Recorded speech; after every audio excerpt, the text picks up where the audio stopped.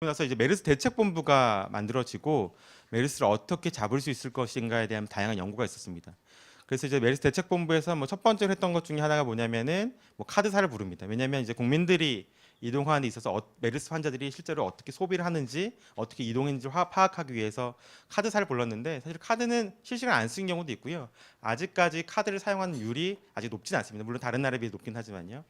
그다음 두 번째 부른 내용이 이제 통신사입니다. 통신사들은 실제로 거의 1인 1폰을 갖고 있고 거의 자기 자식과 같이 들고 다니기 때문에 실제로 통신사의 어떤 데이터를 통해서 메르스 확진자나 위험군들이 어떻게 이동하는지 알 수 있는 부분들이 있습니다.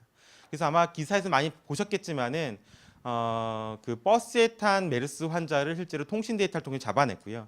그 잡아낸 부분들을 통해서 메르스가 좀 더 확산되는 걸 막은 부분들이 있습니다. 이 부분에서 약간 염려되는 부분이 있으실 거예요. 그럼 개인정보는 이렇게 얘기가 나올 텐데 당시에는 이게 저희가 예외법을 적용했습니다. 왜냐하면 국가의 긴급 상황이고 어떤 다양한 국민의 생명에 지장된 부분이기 때문에 예외 조항을 둬서 실제로 개인정보보호의 예외 조항을 둬서 그때 파악한 부분이 있고요. 실제 이 아이디어는 당시 이제 저희 빅데이터 사업 을 하고 있는 부서에서 저쪽 직원이 질병관리대책본부에 아이디어를 내서 이 프로젝트가 시작이 됩니다. 그래서 이 프로젝트에 대해서 간단히 이제 좀 설명을 드리면 뭐 이렇게 진행이 됩니다.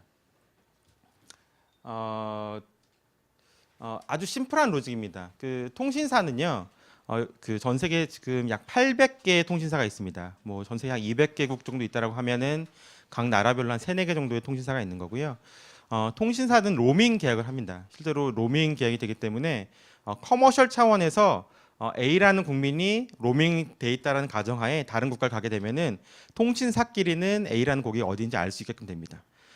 그리고 만약에 이 A라는 고객이 여러 나라를 거쳤다가 들어왔고 그 중에 한 국가가 감염병 위험 지역이라는 사실만 통신사가 제대로 정부한테 인풋만 한다라고 하면은 정부 쪽에서는 그걸 가지고 실제 통신사의 그러니까 국민의 생명을 위협하는 부분들을 잘 잡아낼 수 있겠구나라고 하는 부분에 대해서 아이디어가 시작합니다. 그래서 아주 로직은 심플합니다. A라는 고객이 에볼라 위험 지역인 예를 들어서 뭐 DR 콩고를 갑니다. DR 콩고를 갔다가 경유에 들어왔는데 그 KT라는 통신사는 실제로 이 정보를 A라는 고객이 DR 콩고라는 위험지에 갔습니다라는 정보를 저희가 질병관리본부한테 제공을 합니다. 그럼 질병관리본부는 그 국민한테 문자를 보냅니다. 당신은 에볼라 위험지역에 있으니까요 조심하세요. 또는 이런 증상이 있을 때는 즉시 신고하세요라는 이런 얘기를 하게 됩니다.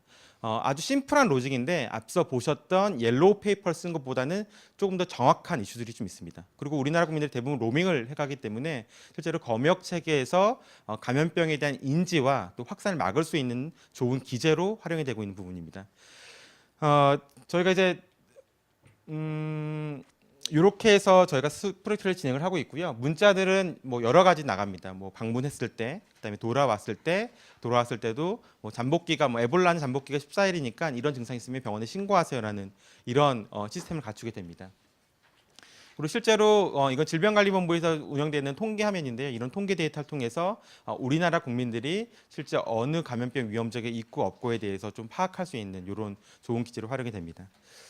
다음에 이제 염려를 좀 하시는 부분이 있으실 거예요. 실제로 그 통신사의 고객이고 분명히 저희 KT뿐만 아니라 다 통신사에 가입이 돼 있을 텐데 통신사의 고객이고 내 정보가 다 가는 게 아니냐라는 생각이 있을 텐데 실제로 통신사가 제공하는 정보는 아주 심플합니다.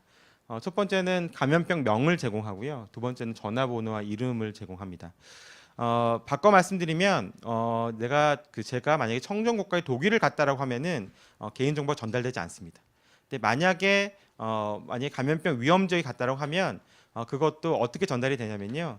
통신사는 예를 들어서 뭐 DR 콩고에 간 어떤 A라는 국민이 알고 있습니다. 다만 통신사가 그 질병관리본부한테 제공한 정보는 A라는 고객이 DR 콩고에 갔다는 걸 제공하는 게 아니라 DR 콩고는 에볼라 위험 지역이라는 어떤 나라의 감염병 명만 제공하게 됩니다. 그러면 질병관리본부는 그걸 인지하고 에볼라 위험 지역에 갔다 온 국민들한테 문자로 얼러트를 하는 이런 시스템입니다. 그래서 개인정보에 대한 이슈는 이제 최소화하게끔 되어 있고요. 두 번째는 실제로 일정 어떤 잠복기가 지나게 되면 개인정보는 파기하게끔 되어 있습니다.